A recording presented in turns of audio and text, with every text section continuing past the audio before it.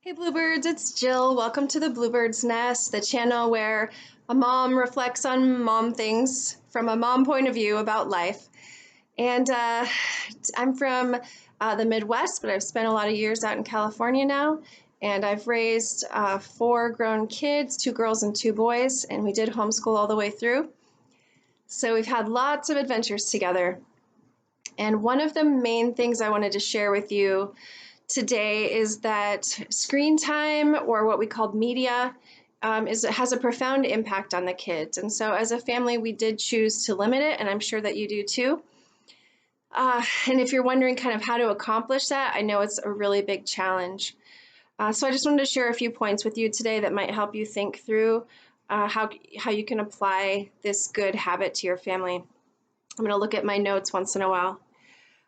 We define screen time or media as literally any screen. So whether it was computer or video games or cell phone, it doesn't matter. It's all just your face staring at a screen. And I taught the kids that whenever you're watching someone else live their life, you're not living your life. So, that's just something really to keep in mind for us adults too. If we're watching someone else live their life, then we're not living our life. And usually, and I'm sure you do this too, but they had to complete certain things before they could do their media time. We called ours a ticket to freedom. It was kind of a half sheet of paper, and that we just printed off many copies of it and just kept a big stack of them around. But it had a list of each subject of school that they had to complete, plus any chores or personal items that they had to complete. And then they were allowed 90 minutes of media. And at one time, each of the four kids had their own little kitchen timer that worked the best. And they could set the timer and come and go from their media time.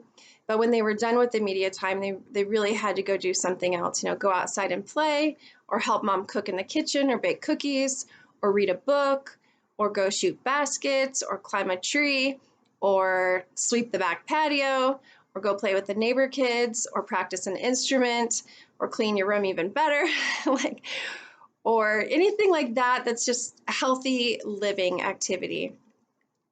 And really, at the end of our life, those are the things that really count, not the hours that we were glued to a screen. When you are looking at your media options for kids, thankfully, when they were super young, I started being very choosy about what they were watching, and they didn't even know it because they were so young that anytime they got to sit in front of a screen, they were so excited about it that it kind of didn't really matter what I put on. So I would put on even old black and white movies, and my kids got to know all the old actors from the 40s and totally enjoyed them.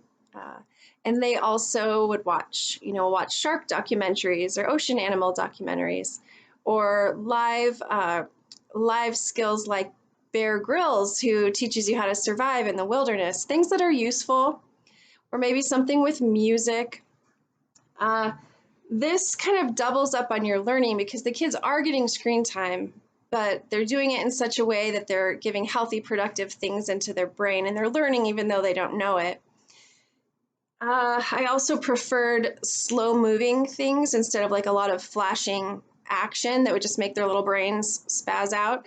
Because I know the kids, their neurological systems are developing still, through their toddler years. And, these are things that really make a difference in the long term because the kids have some discipline. They don't just watch, TV for 6 or 8 hours a day, which really affects their processing, how much their attention span works, and also some of like the reward systems in their brain can get kind of messed up if they're always just zoning out. So these are really challenging things to limit when our lives are so busy and we're on the road a lot. I challenge you, even at a restaurant, like sometimes I see families where every person on the family is just on their phones scrolling, and they miss out on an opportunity to connect and learn to ask good questions, because if kids are bored, then they'll be more tempted to want to just go to the screen. But if you learn how to ask them good questions and teach teach your kids how to ask good questions of each other and the people around them.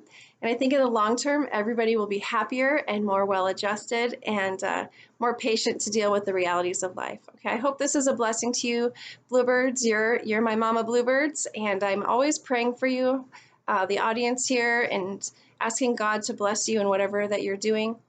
And I'll talk to you next time. Thanks. Bye.